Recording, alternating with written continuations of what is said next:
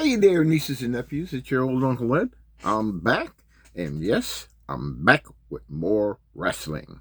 This one's going to be maybe a little bit longer than you'd like, but oops. This are going to be some wrestlers.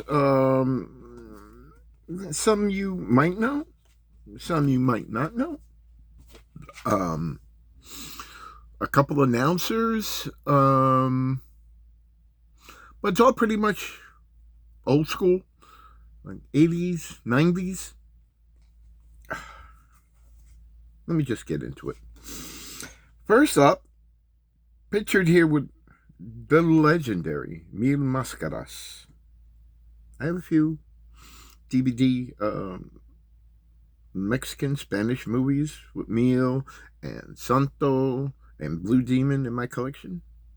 Good shit. Good shit. First up, we have a man. He's his magazines growing up were the shit. You know, I would buy some of them. But a lot of times I'd go and I'd read them like at the places that sold them, because a lot of times they were like, I don't know how to describe it. There's like mini diners that had magazines and comic books and what have you, and I'd read them there. Anyway, the host of the Apter Chat, the one and only Bill Apter. I don't remember if I met him or not. I'm not sure, to be perfectly honest. For some reason I think I did, but I can't remember. Next up, this man had a history in wrestling, like down in Memphis. And I've gotten into Memphis wrestling. I've got DVDs I'm gonna be doing a video on, and I didn't realize he was around all that long. I only know him from WWE. I know he's doing indie stuff now. He was at our last Chiller show, or the one before that. I can't remember. Anyway, with Frankie, we have Coco Beware. Coco Ware. Sorry, not signed by Frankie. I'd like to have Frankie's autograph. This gentleman, 2005 Hall of Famer, he had music hits back in the 60s with the Gentrys. Him and his bullhorn, that fucking bullhorn, pissed me off damn near as much as Bill Alfonso with his fucking whistle. Anyway, we had the Mouth of the South, Jimmy Hart. Been around a long fucking time. Okay, let's see these.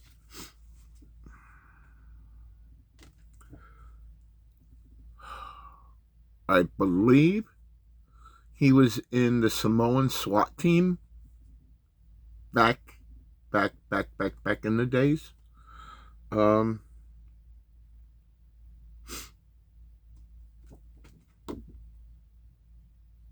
great Samu. I do not know. I forgot. Sorry. Who he's related to in the Anoa'i family. I can't remember. I really can't remember. I'm sorry. I tried. Here's from World Championship Wrestling. This was the later years.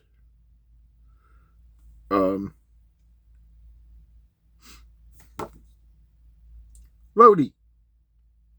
No, it's not Lodi. My friends live in Lodi.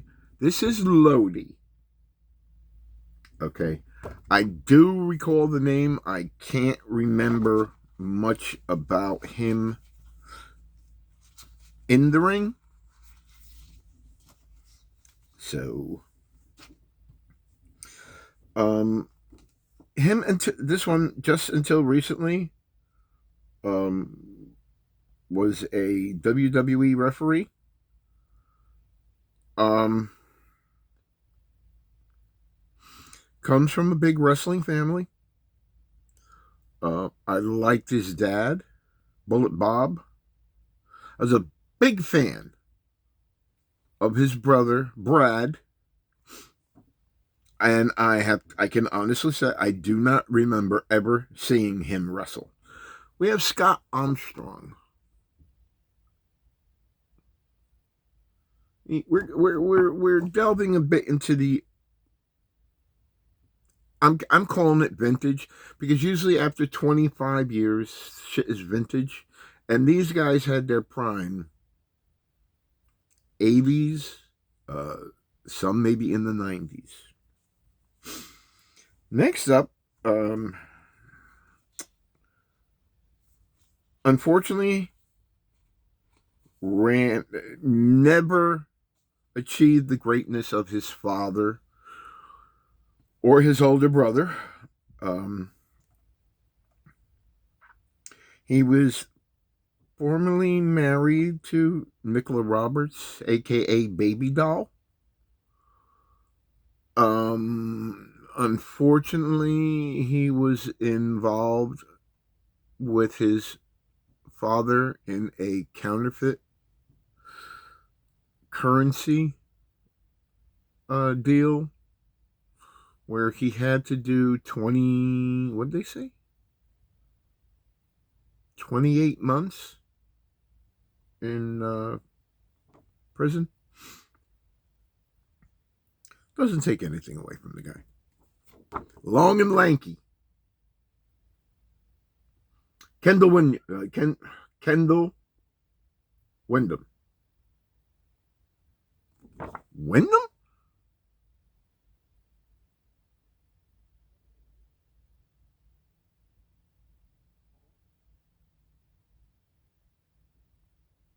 I think so. Wow, am I having a brain fart?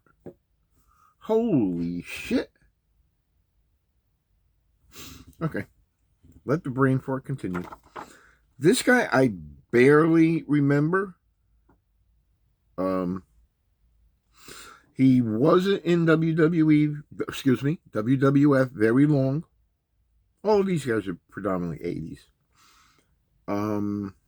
I just recently saw an article on him that he was fucked with so much behind the scenes in WWF that he just said fuck it and left. We have Outback Jack.